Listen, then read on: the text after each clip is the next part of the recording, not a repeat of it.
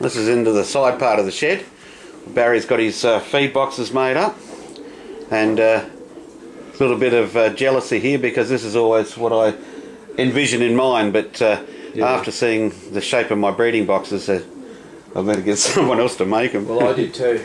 Yeah. The key point of this is you can't have drums, because if a brown snake came in and it was laying behind a drum and you walk past, you could get snapped. So here, there's anything in here I can see. Yeah. And I've had one snake in here. Alright. This is, what type of grit's this? Anything special? No, you can't buy grit in Queensland. Oh. So I buy that at Ian Mackay's and I keep it at my office, and I break it up into lunch bags and put it in the case, and I bring a couple back every trip. Yeah. So the birds love this. This is just a small calcium shell grit, and that's just a normal brick grit. Yeah, but that's why it's in small bags. Nothing special. Just nothing special. I can get it in my case. And you buy your race mix pre. Yeah, I get them to mix it up to my own. It's a bit different. It's 50% maize and only about 15-20% peas. Right. So it's mainly maize and more maize to add to it. Yeah, that is pretty heavy on the maize there. It's as bad as what I get. Yeah. Peas are a lot smaller. Oh, peas are a lot smaller up here than what we get off the farm. And I can put 500 kilos in each bin and 250 in each of those. So. Boom, boom. It's all closed up and sealed from the. What have we got in here? The stockhouse, I suppose. Oh, let you go through. Mask up.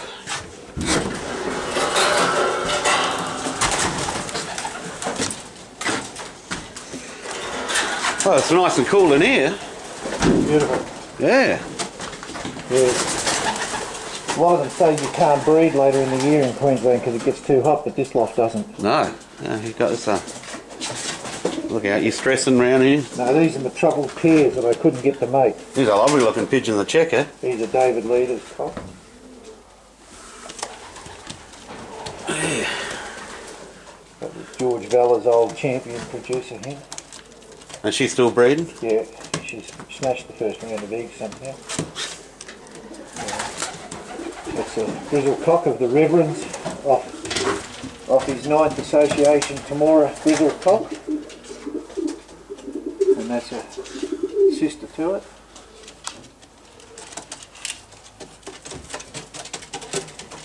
And then she's made it up to that cock up there. What's he? The red? He's a David Leader's cock. He's a Leader's cock. There's your grizzle cock. And she's the mother of the grizzle I got in the dark and won the race with 4 weeks ago.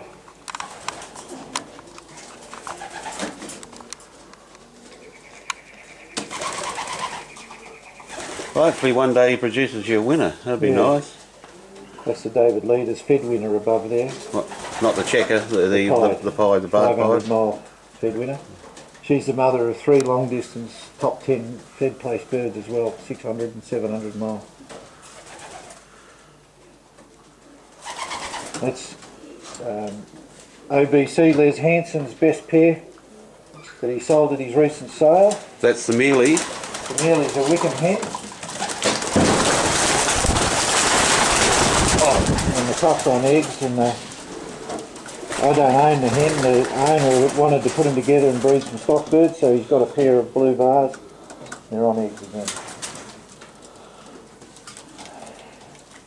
And that's the honeymoon suite, obviously, segregated for the special pair. Yeah, I usually use it for the older ones. She's a lovely hen, isn't she? This bird. Magnificent hen.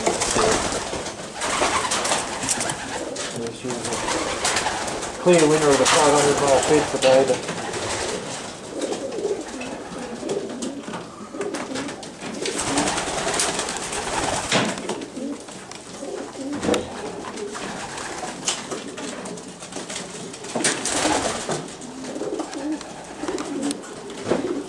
Yeah, they're looking alright. Yeah. Do you want me to come in and build some slats and some doors on here, Barry? Really good. Yeah, beautiful. Get the chainsaw out.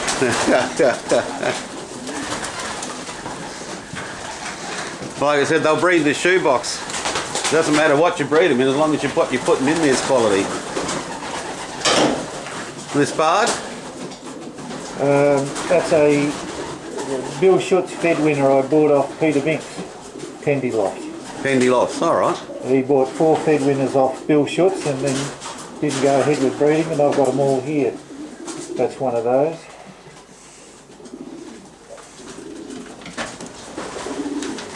Not a bad looking type. No, she's a lovely hen.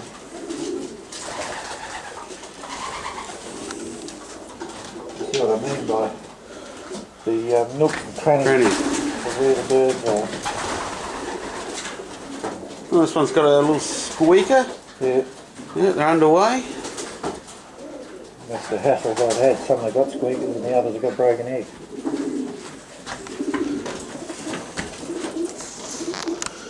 It's good. It's quite deceiving how open from the looking at the front of the loft about how open you've got it here at the back. Yeah.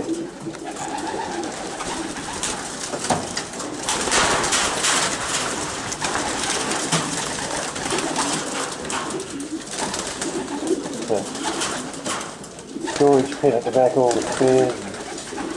Spares waiting their turn. Birds waiting, delivered by Jarbo that I've got to get the blokes yet. And then this bloke down there bred several winners, and I came home from Sydney to find him hanging with his feathers, both wings, pinned to the wire like he was on a cock. Alright, got himself hooked. Hooked up down over there.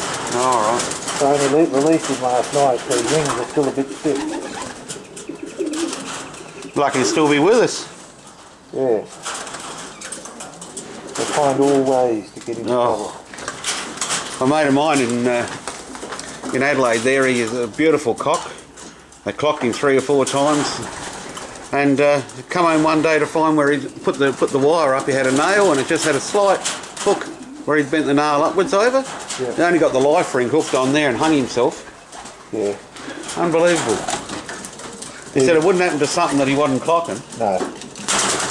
These reds are all David Leady's pigeons. These are the trouble children, are they? Yeah. The Won't sell. determined ones. This one up here, Yeah, he's the son of the Kogar fed winner. oh, looking well, mate. Looking very well. So you're going to show off today, and we're going to clock the winner this week? Well, we can only hope. We can only hope. As long as it's not number 52, isn't it, Barry? Yes, as long as that doesn't arrive, because the bloody chip ring's not registered. I'll quickly jump in the car and drive it down to the club. Yeah. Anyway, we'll say goodbye for now. We'll take a bit of vid later on for part 3 and show Barry chasing the winner through the traps.